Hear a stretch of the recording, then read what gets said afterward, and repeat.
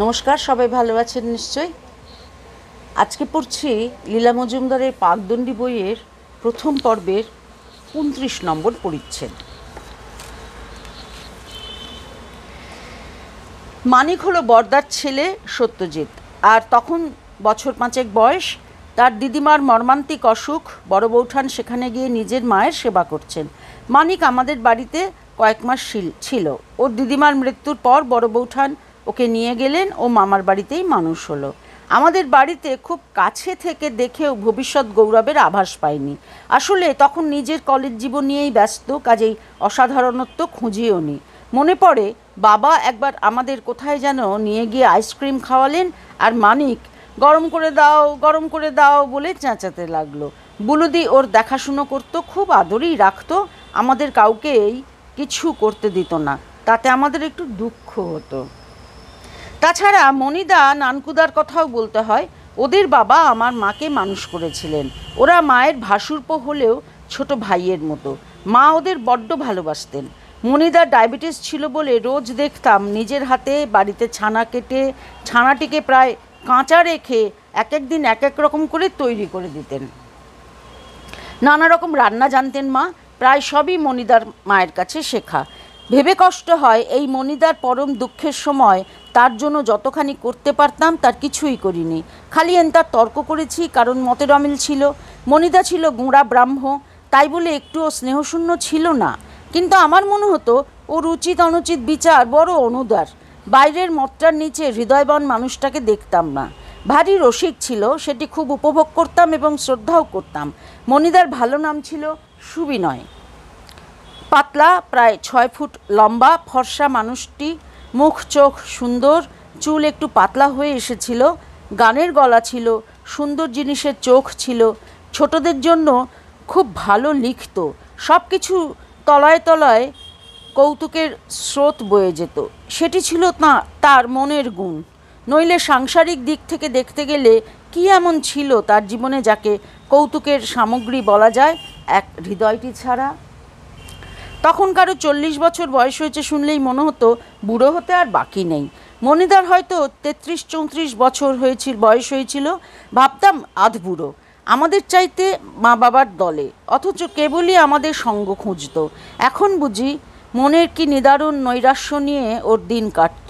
ব্যবসা লাটে উঠেছে, বাড়িও নিলাম হবে, দেশের জমিজমা আগেই বিক্রি হয়ে গেছে, ডায়াবেটিসে শরীর ভেঙে পড়েছে, বৌদিদি ছেলে নিয়ে বাপের বাড়িতে,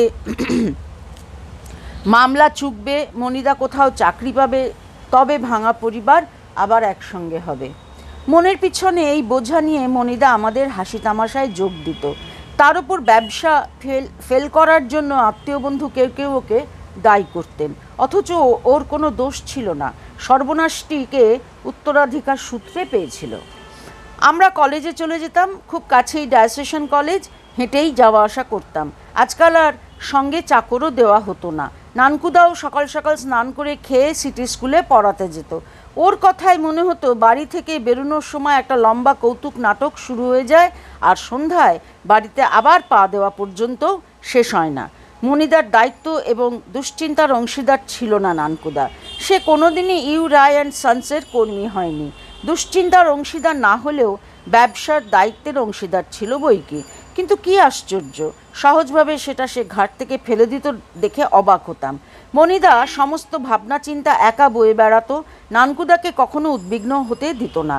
তবে একবার নানকুদা ফাঁদে পড়েছিল। সারাদিন মনিদা উকিল আদালত করত, মামলা তখনও চলছে, দেউলে হবার সিদ্ধান্ত নেওয়া হয়েছিল। সন্ধ্যের আগে মনিদা বাড়ি ফিরত না। নানকুদার সেদিন কোনো কারণে টিফিনের সময় ছুটি হয়ে গেছিল। আমরা কলেজের পর ব্যাডমিন্টন খেলে বাড়ি এসে দেখলাম মা বিশেষ চিন্তিত। দুজন লোক নাকি কি একটা কাগজ নিয়ে এসে সেই যে বেলা দুটোয় নানকুদাকে কোথায় নিয়ে গেছে এখনও তার দেখা নেই। মনিদা বেচারি আদালত থেকে শ্রান্ত মুখে ফিরে কথা শুনেই বাড়ির চাকরদের জিজ্ঞাসা করলো দরজা খোলার সময় তারা কি বলেছিল। চাকররা বলেছিল ওয়ারেন্ট আছে, লালবাজার যেতে হবে। দাদাবাবু বললেন ভেতরে বলে যাই, কাপড় ছেড়ে আসি, তা ওনারা শুনলেন না। সঙ্গে সঙ্গে এক পেয়ারা দুধ খেয়ে মনিদা আবার উকিল বাড়ি চলে গেল। অনেক রাতে খবর আনলো যে বেআইনিভাবে নানকুদাকে হাজতে বন্ধ করেছে ওরা পাওনাদার। এরা দেউলে হলে কিছুই পাবে না বলে রাগ হয়েছে। কাল ভোরের আগে ছাড়ানো যাবে না। নানকুদা এক রাত হাজত বাস করে হাসতে হাসতে ফিরে এসে বলল, ওদের খরচে রাতে ফল আর 3 রকম সন্দেশ খেয়েছি।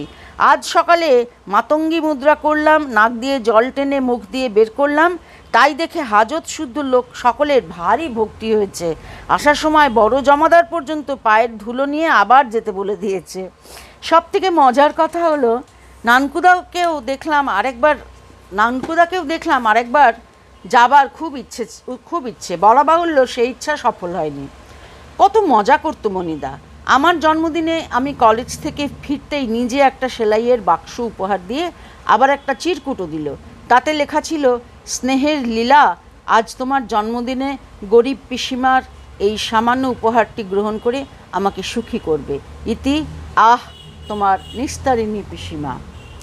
এখন আমার নিস্তারিণী পিসিমা বলে কেউ নেইও, তার উপহার দেবার সম্ভাবনাও নেই। তবু আমি বললাম, যে এনেছে এ চিঠি সে কোথায়? অশোক বলল, বেটাকে ভাগিয়ে দিয়েছি। কিন্তু উপহারটা কোথায় গেল? আমি আবার বললাম, চিঠি আনলো আর তাকে ভাগিয়ে দিলে? অশোক বলল, মণি কাকা বলল। মণিদা বলল, গেছে বেটা, কিন্তু উপহারটা কোথায়? যেই না টের পেলাম ওরা আমাকে দিয়ে উপহার খোঁজাতে চায়, অমনি বুঝলাম এ সমস্তই মণিদার কাণ্ড। দিদিকে বললাম, সব বানানো, ঠিক কি না বল? দিদি হাসি হাসি মুখে বলল, মানে ওকে তো মেরে ফেললেও মুখ দিয়ে মিছে কথা বেরোবে না, ঠাট্টার সময়ও না। সকলের কি দুঃখ, এত করে শিখিয়ে পড়িয়ে শেষটা সব ফাঁস করে দিল। সে বছর পুজোর ছুটিতে আমার মেসোমশাই সুরেন মৈত্র আমাকে ঢাকায় নিয়ে গেলেন। আমি তখন ইন্টারমিডিয়েট কলেজের অধ্যক্ষ। রমনায় এক সুন্দর বাড়িতে থাকেন। দিনকুড়ি ছিলাম। একটা কারণে ওই ছুটিটি অবিস্মরণীয় হয়ে আছে। ওখানে সত্যেন বসু আর জ্ঞান ঘোষ বলে দুজন আশ্চর্য মানুষের সঙ্গে পরিচয় হলো। আর বুদ্ধদেব বসু বলে একজনের নাম শুনলাম। সে আমার সমবয়সী, বছর 18-19 বয়স। মেসোমশাই বললেন, ছেলেটির আশ্চর্য সাহিত্য প্রতিভা, একদিন নাম করবে। অমনি তাকে দেখবার জন্য আমার মন ব্যাকুল হয়ে উঠেছিল, কিন্তু সে হবার উপায় ছিল না। আমার মাসিমারা বোধহয় একটু উন্নাসিক ছিলেন। অজ্ঞাতকুলশীল ছোকরা লেখকদের যে বাড়িতে ডাকবেন বা তারা যেখানে বিচরণ করে সেখানে আমাকে নিয়ে যাবেন, সে আশা নেই বলে আর কিছু মুখে বলিনি। মনে মনে ভেবেছি যে একে আর কিছুদিন আগে প্রবাসীতে পড়া দুটি আশ্চর্য গল্পের লেখক প্রেমেন্দ্র মিত্রকে দেখতেই হবে। এর অনেক বছর পরে এরা দুজনেই আমার প্রিয় বন্ধু হয়ে উঠেছিলেন। ঢাকার স্মৃতির সঙ্গে তাঁদের নাম জড়িয়ে আছে। এমন একটা বন্ধ আবহাওয়ার মধ্যে থেকেও আমি কি করে বহির্মুখী হলাম, এর মধ্যে কোনো রহস্যই নেই। বহির্মুখী না হলে কেউ গল্প কবিতা লেখে না, গান রচনা করে না, ছবি আঁকে না, মূর্তি গড়ে না। মনের কথা মনের মধ্যে বন্ধ করে না রেখে স্থান কাল পাত্র নির্বিশেষে বৃষ্টির জলের মতো তারা ঝরিয়ে দেয় বলেই তাদের নিয়ে ওইসব কাজ হয়। আবহাওয়া দিয়ে কারো মানুষলোক রচনা হয় এ আমার মনে হয় না।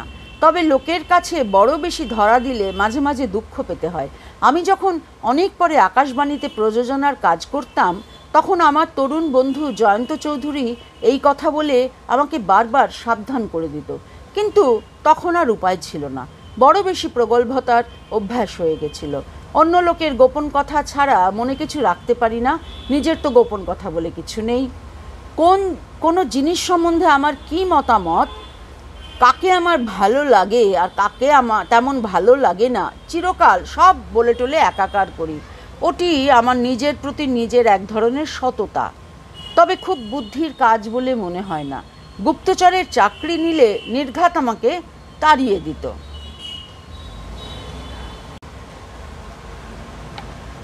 একটা বড় দুর্বলতা ছিল, কেবলই ইচ্ছা করতো সকলের আমাকে ভালো লাগুক। কেন যে লাগবে তা জানতাম না, কিন্তু যখনই শুনতাম কেউ অকারণে আমার সম্বন্ধে কটু মন্তব্য করেছে, অমনি ভারী কষ্ট হতো।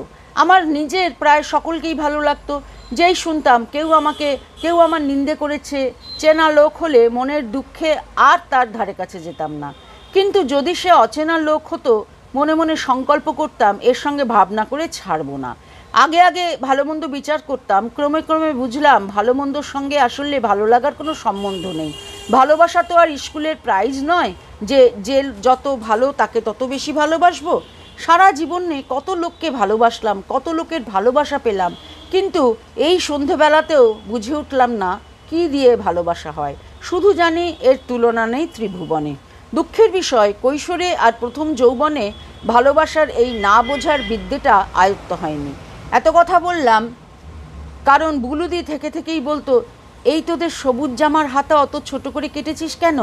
পিসমার বাড়িতে সবাই নিন্দে করছে। অমনি মন খারাপ হয়ে যেত। কিংবা হয়তো বলল, বিনার বিয়ের সময় ওই অল্প চেনা ছোকরা তোর মুখের সামনে যখন দেশলাই জেলে ধরেছিল, ফুঁ দিয়ে নিভিয়ে দিয়েছিলি কেন? খুব খারাপ দেখিয়েছিল। নাচার হয়ে হয়তো বললাম, তাহলে কি করা উচিত ছিল? সেখান থেকে উঠে চলে যাওয়া উচিত ছিল নিশ্চয়। ওরকম করলে আত্মসম্মান থাকে না, ওটা অসামাজিক। সেই তখন থেকে সামাজিকের ওপর ঘেন্না ধরে গেছিল। এখনও মনে হয় লোকের মনে কষ্ট দিয়ে সামাজিক হতে হবে কেন? আর যেখানে কিছু নেই সেখানে ভাবলেই বা আত্মসম্মান রক্ষা হবে কি করে? তবু ভাবতাম হয়তো দোষ হয়ে গেছে, মনটা খারাপ হয়ে যেত। মাকে কিছু বলতাম না, মাকে বিব্রত করা কেন? এখনও মনে পড়ে কবি কামিনী রায় সেই পঙ্গু ছেলের সঙ্গে আমাদের সকলের ভারী ভাব হয়ে গেছিল। সে মাঝে মাঝে ছুটির দিনে এসে ভাইদের সঙ্গে ক্যারাম খেলতো, আমাদের সঙ্গে সাহিত্য নিয়ে তর্কাতর্কি করত। সকলেই তাকে পছন্দ করতাম। এর মধ্যে আমার জন্মদিনে সে আমাকে এক গোছা বাছাই করা ইংরেজি বই উপহার দিয়ে গেল। সেকালে 1.5 টাকা 2 টাকা দিয়ে বিখ্যাত বইয়ের সুলভ সংস্করণ পাওয়া যেত। সবগুলো মিলে হয়তো 7-8 টাকা খরচ হয়েছিল। আর আমি বেজায় খুশি হয়ে মনাদাকে পায়েস সিঙ্গারা খাইয়ে দিয়েছিলাম। তখন আর বন্ধুবান্ধব ডেকে জন্মদিন করা হতো না, যে আসতো তাকে একটু মিষ্টিমুখ করানো হতো। ইতিমধ্যে বুলাদার সঙ্গে বুলুদির বিয়ে ঠিক হয়ে গেছিল। বুলুদিকে মাঝে মাঝে বুলাদার জ্যাঠাইমা নেমন্তন্ন করতেন। একদিন ফিরে এসে বলল, তুমি অনাত্মীয় ইয়ং ম্যানদের কাছ থেকে উপহার নিয়েছো বলে মনার বড় ভাই ওদের বাড়ি গিয়ে তোমার নিন্দা করেছে। মা তো শুনে ভারী দুঃখিত। কথাটা মনাদার কানে গেল। সে বাড়ি গিয়ে দাদার সঙ্গে ঝগড়া করলো। দাদা রেগে মেগে বলল, মোটেই আমি কিছু বলিনি। এক কথায় ইংরেজিতে যাকে বলে চায়ের পেয়ালায় ঝঞ্ঝা, তাই শুরু হয়ে গেল। আবার ঝড়ের মতো থেমেও গেল। এখন ভাবি, যে জিনিস একেবারে উপেক্ষা করা উচিত ছিল তাই নিয়ে এত উষ্ণতা কেন? মনে হয় দাদাটি বলেছিল নিশ্চয়ই কিছু। মেয়েদের ছোট জিনিস নিয়ে জীবন কাটে বলে দেখি অকিঞ্চিৎকরকে প্রাধান্য দেয়। তবে তার জ্বালা খুব কম নয়। মণিদাও সবই শুনেছিল, কানও দেয়নি। ও ছিল অন্যরকম মানুষ। একটা সফল প্রকাশনালয়ের সম্পাদক ও প্রকাশক হবার জন্য ও জন্মেছিল, কিন্তু ভাগ্যদোষে তা হয়নি। ছোটদের জন্য কি সুন্দর সব তথ্যমূলক সরস প্রবন্ধ লিখত, মজার মজার গল্প লিখত। লেখে তো অনেকেই, ভালোই লেখে, কিন্তু তাদের মধ্যে গুণগ্রাহী কজন হয়? কেউ ভালো আঁকতে পারে বা লিখতে পারে, বুঝতে পারলেই মণিদা তাকে কিভাবে সাহায্য করা যায় তাই ভাবতে বসত।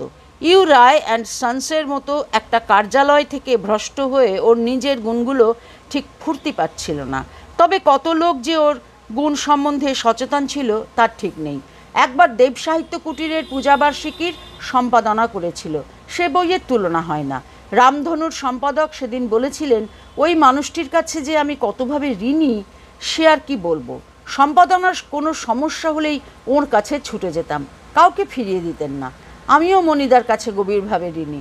ইউ রায় অ্যান্ড সন্স উঠে যাবার বছর 2 পরে নতুন মালিকরা আবার সন্দেশ পত্রিকা প্রকাশ করতে ইচ্ছুক হন। সুবিনয় রায়ের মতো ভালো সম্পাদক আর কোথায় পাওয়া যাবে? মণিদাও আনন্দের সঙ্গে রাজি হয়ে গেল। আমাদের সকলের কি আনন্দ! মনে হলো হারানো সাম্রাজ্যের সবটাই তাহলে ধ্বংস হয়নি। বছরটা মনে নেই। আমি হয় 4র্থ বার্ষিক শ্রেণীতে পড়ি, নয় বিএ পরীক্ষা দেব করছি। মণিদা জিওলজিক্যাল সার্ভে অফ ইন্ডিয়াতে ভালো চাকরি পেয়ে নিজের ছোট্ট ফ্ল্যাটে উঠে গেছে। ছেলেকে নিয়ে বৌদি দিয়েও এসেছেন। মাঝে মাঝে তাঁর উৎকৃষ্ট রান্না খেয়ে আসি। এমন সময় মণিদা এসে বলল, সন্দেশের জন্য গল্প না দিলে চলবে না। কি আর বলবো, প্রাণটা পক্ষীরাজের মতো খানিক তরবর করেই ডানা মেলে আকাশে উড়ে পড়ল। মণিদা বলল, দিন 10 মধ্যে দিস। সেই আমার দিন দুপুরে গল্পটি লেখা হলো। সেই যে 1922 সালে বর্দার কথায় লক্ষ্মী ছেলে লিখে আমার নিজের কাজ সম্বন্ধে চৈতন্য হওয়া, তারপর আর কখনো গল্প লিখে ছোটদের কোনো পত্রিকায় দেবার কথা মনেও আনিনি। ইতিমধ্যে আমার সমবয়সী বুদ্ধদেব বসু একজন নামকরা লেখক হয়ে উঠেছেন। আরও কতজন খ্যাতি লাভ করেছেন, সন্দেশ নেই। আমার কোথাও গল্প পাঠাতে ইচ্ছে করতো না। মণিদার কথায় হাতে স্বর্গ পেয়েছিলাম। 10 দিন পরে মণিদা গল্প নিয়ে গেল, পড়ে কোনো মন্তব্য করলো না। আমি দুরু দুরু বক্ষে অপেক্ষা করে রইলাম। পরদিন মণিদা এসে মাকে বলে গেল, গল্পের জন্য ছবি চাই। বুঝলাম গল্প উতরেছে। আঁকলাম ছবি, চাইনিজ ইঙ্ক দিয়ে। ছবিটা নিজের খুব পছন্দ হলো না। মজার বটে, কিন্তু লাইন আরও বলিষ্ঠ হওয়া দরকার। তবু সে গল্প, সে ছবি পাঠকদের পছন্দ হলো, আর আমাকে পাইকে। তখন থেকে শুরু করে যতদিন না এমএ পাশ করে নিজে ইচ্ছে করে পুরনো জীবনের পালা বদলালাম, 2-1 মাস পরে পরেই একটা করে সচিত্র গল্প সন্দেশে দিয়েছি। অবনীন্দ্রনাথের মতো আমারও মনে হলো অন্তরের একটা বাধা সরে গেছে। আমি নির্ভয়ে একটার পর একটা ছোটদের গল্প লিখে গেছি। সবগুলি সমান উত্তরণী, কোনোটা বেশি ভালো, কোনোটা কম ভালো, আর কোনোটা আমার মতে ভালোই না। যেগুলি আপনা থেকে মনের মাটিতে ফুল হয়ে ফুটেছে সেগুলি সবচাইতে ভালো, আর যেগুলো দায়ে পড়ে ফরমাসি লেখা সেগুলো যথেষ্ট ভালো নয়। তার বেশিরভাগই আমি ছিঁড়ে ফেলে দিয়েছি, যাতে কোনো ভবিষ্যৎ প্রকাশকের আমার অপ্রকাশিত রচনা প্রকাশ করার সম্ভাবনা না থাকে। আজ তাহলে এই পর্যন্তই থাক। সবাই ভালো থাকবেন, সুস্থ থাকবেন। নমস্কার।